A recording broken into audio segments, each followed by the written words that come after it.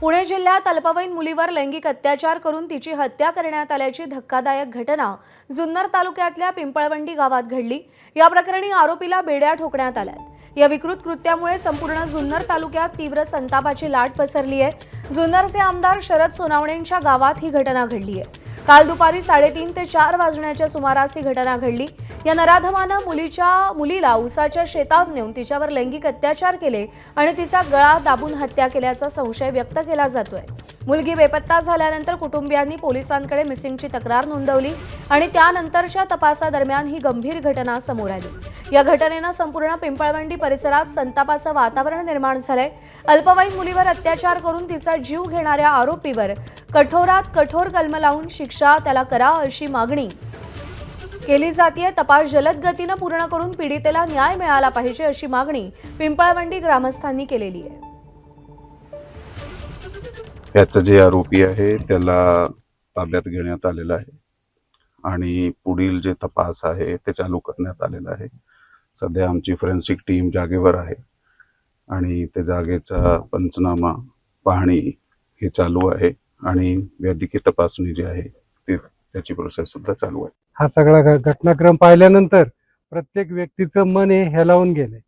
अगदी आपल्या घरातली एखादी चिमुरडी जावी अशा प्रकारची सगळ्यांची एक मानसिकता तयार झाली होती आणि त्याच्यातून एक अतिशय दुर्दैवी घटना आहे आणि जे कोणी ही घटना केली असेल त्या नराधमाला फाशीची शिक्षा व्हावी ही आमच्या पिंपळवंडीकरांची आवर्जून मागणी आहे। पुण्यातील पिंपळवंडीतील चिमुरडीवर ज्या ठिकाणी अत्याचार झाला त्या ठिकाणी एबीपी माझा पोहोचला आणि ते घटनास्थळ अंगावर काटा निर्माण करणारं होतं। अतिशय घनदाट ऊसाची शेती, बाजूला ओढा अशा ठिकाणी हा नराधम या मुलीला घेऊन आला आणि अशा निर्मनुष्य ठिकाणी तिच्यासोबत काय घडलं असेल याचा आपण विचारही करू शकत नाही। संताप आणणाऱ्या या घटनेच्या स्थळावरून आढावा घेतलाय नाझीम मुल्ला यांनी। पुण्याच्या पिंपळवंडीमधील 9 वर्षीय चिमुरडीवर अत्याचार करून तिची हत्या नेमकी कुठं केली हा जर स्पॉट मी तुम्हाला दाखवला तर अतिशय संताप वाटेल। अतिशय धक्कादायक ही घटना घडलेली आहे।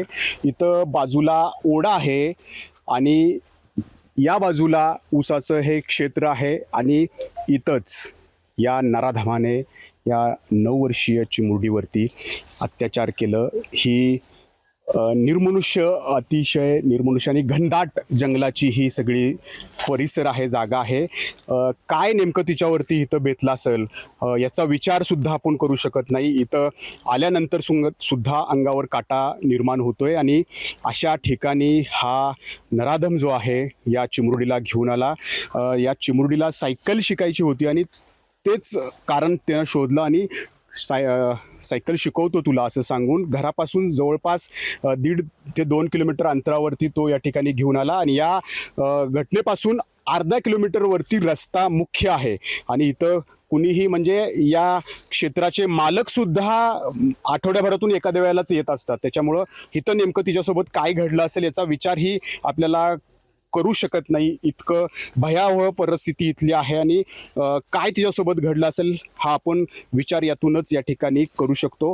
अतिशय अमानुष आणि दुर्दैवी ही घटना या ठिकाणी घडलेली आहे। नराधमाला अटक करण्यात आलेली आहे परंतु नराधमाला आता फाशीचीच शिक्षा व्हावी अशी मागणी जी आहे ते पिंपळवंडीचे ग्रामस्थ या ठिकाणी करतायत।